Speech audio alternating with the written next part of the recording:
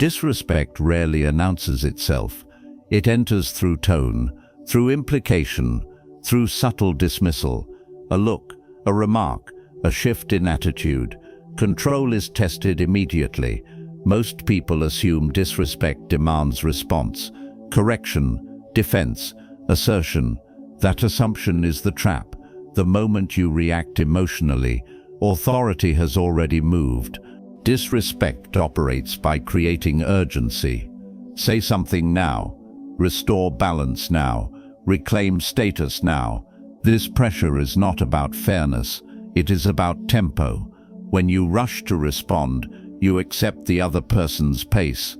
That is how composure breaks. Not because the remark was severe, but because control was surrendered. The Stoic response was precise.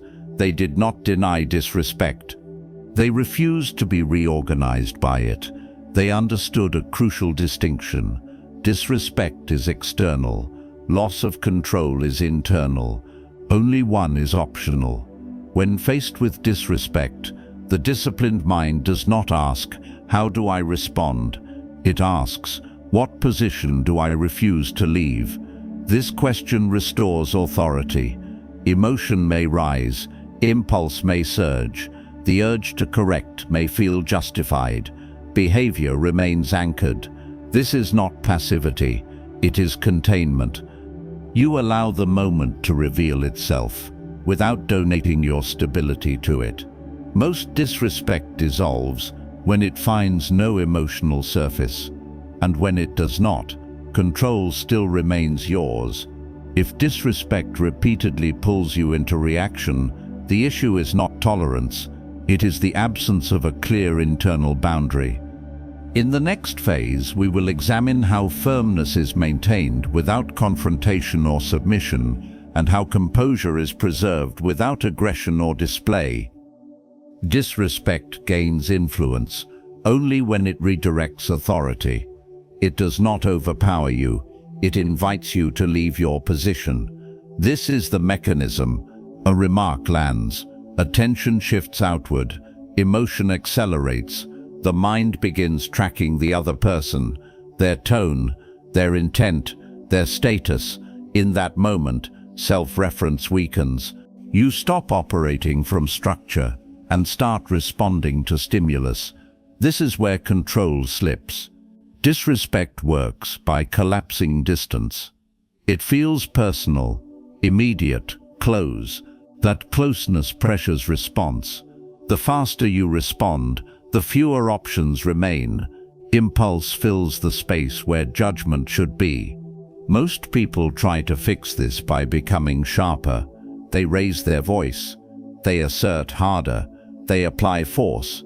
This compounds the error. Aggression does not restore control. It confirms displacement.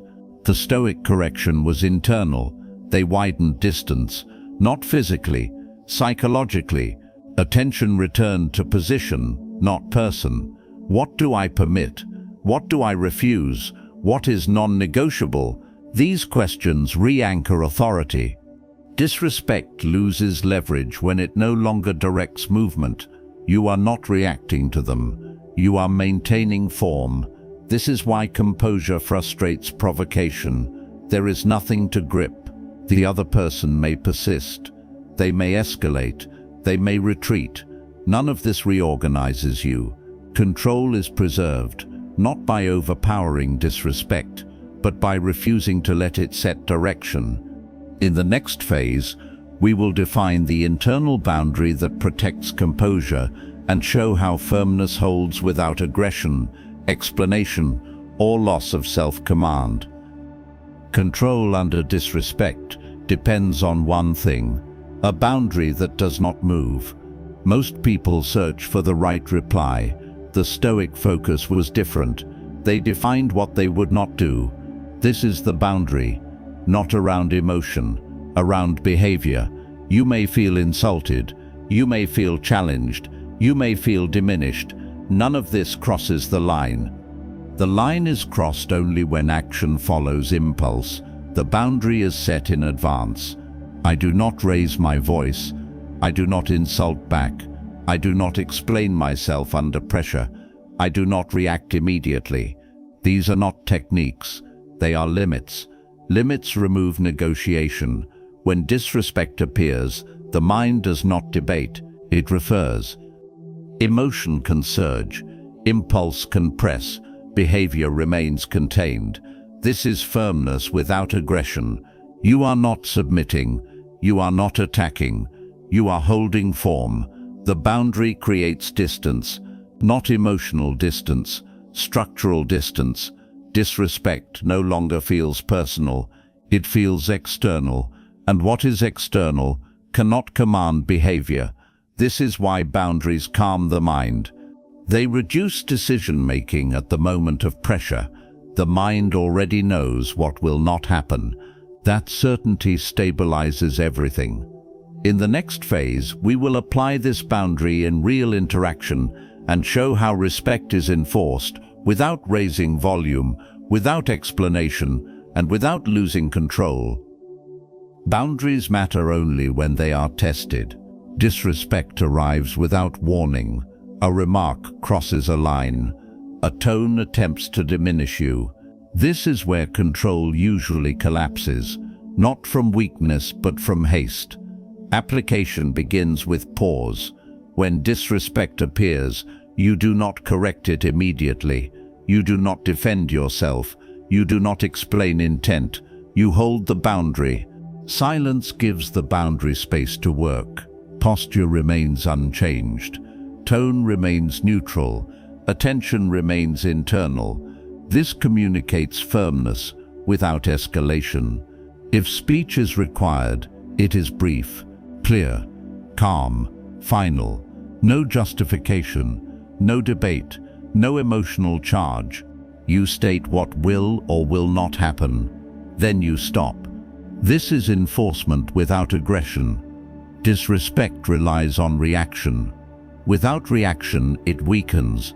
The other person must now adjust to your steadiness. Some will retreat.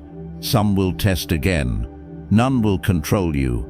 Because the boundary is not negotiated, you are not trying to win respect. You are preserving self-command. This distinction matters. Control holds when behavior stays governed, regardless of stimulus. In the final phase, we will integrate this boundary into identity and show how firmness becomes automatic without vigilance or strain. At this stage, boundaries must become identity, not something you remember under pressure, something you operate from automatically. You are no longer someone who reacts to disrespect. You are someone whose behavior does not move.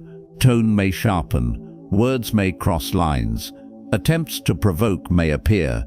None of this dictates your response. Because your boundary is internal, this is emotional control without suppression, firmness without aggression, presence without display. You do not argue for dignity. You do not explain yourself into respect. You do not compete for authority. You hold position. That holding is strength. Most people lose control trying to prove something. You preserve control by refusing to be pulled. This is how composure becomes reliable, not through vigilance, through definition. When boundaries are internalized, respect is no longer chased. It is either given or it becomes irrelevant. This completes the lesson. Disrespect no longer threatens control. It reveals who is grounded and who is not. In the next phase, we will refine this further and examine how emotional firmness is maintained consistently without confrontation, tension, or loss of inner stability.